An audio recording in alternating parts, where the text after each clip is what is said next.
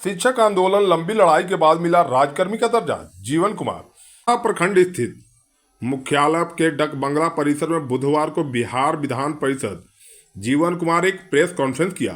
इस दौरान उन्होंने कहा कि भारत सरकार के लोक कल्याणकारी एवं जन कल्याणकारी योजनाओं के बारे में विस्तृत रूप से जानकारी दी।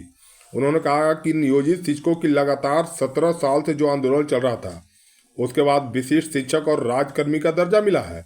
यह शिक्षकों की जीत है और मैं अपनी चुनावी जनसभाओं में यह संकल्प लिया था कि मैं अपने ही कार्यालय में शिक्षकों को राजकर्मी का दर्जा दिलवाऊंगा, चाहे उसके लिए मुझे जितना भी जन आंदोलन और जन संघर्ष करना पड़े, मैं पीछे नहीं हटूंगा। उन्होंने कहा कि इस जीत का श्रेय भारतीय जनता पार्टी के नेतृत्व एवं लाखों देवतुल्य कार्यकर्ताओं का है।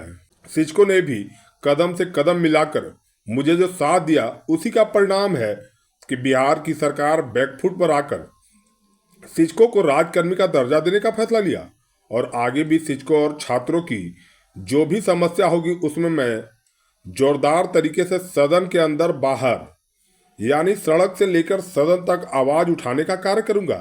इस अवसर पर जिला महामंत्री रामाशीष दास, जिला मंत्री राहुल वत्स, अल्पसंख्यक मोर्चा अध्यक्ष इंजीनियर मोहम्मद मेजराडुद्दीन अंसारी, वरिष्ठ भाजपा नेता खालिद अंसारी, लाला शर्मा सहित कई भाजपा नेता उपस्थित रहे।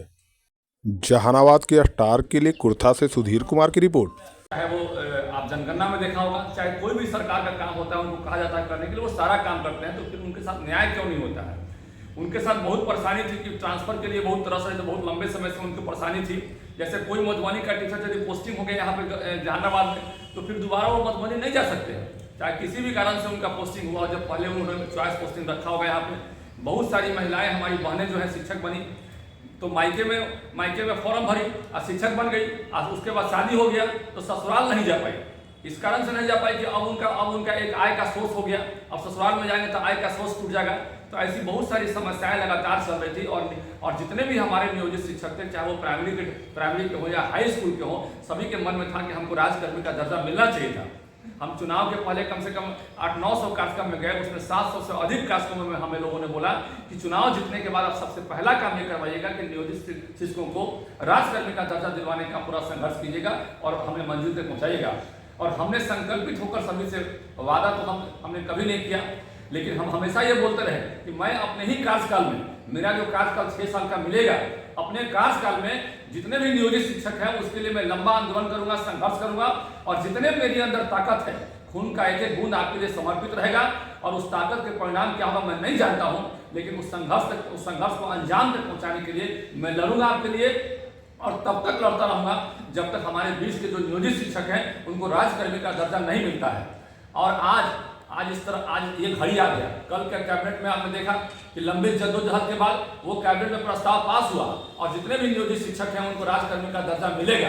उनको 3 परीक्षा ली जाएगी और तीनों में से किसी एक में उनको पास करना पड़ेगा, जो सक्षमता परीक्षा के रूप में। हालांकि हम सरकार से मांग करते हैं कि इसकी भी आवश्यकता नहीं है। जो भी हमारे बीच में शिक्षक हैं, चाहे वो प्राइमरी में है, चाहे वो हाई स्कूल में है, वो सभी शिक्षक दक्षता परीक्षा, सक्षमता परीक्षा पास कर चुके हैं।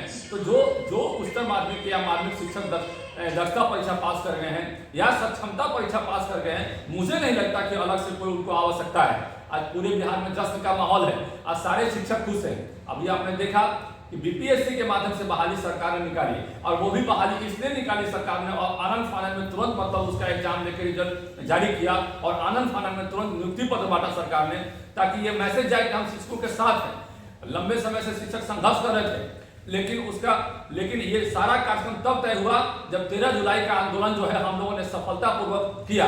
ये दुर्भाग्य है मेरा कि हमारा एक मजबूत साथी 13 जुलाई के आंदोलन में, जो भारतीय जनता पार्टी के नेतृत्व में हुआ था, जिसका आगाज मैंने किया था आंदोलन का पूरे बिहार में, और उसमें हमारे एक मजबूत साथी विजय सिंह शहीद हो गए। हम उनकी आत्मा के शांति के लिए हमेशा हम प्रयास करें कि हम भगवान उनकी आत्मा को शांति दें।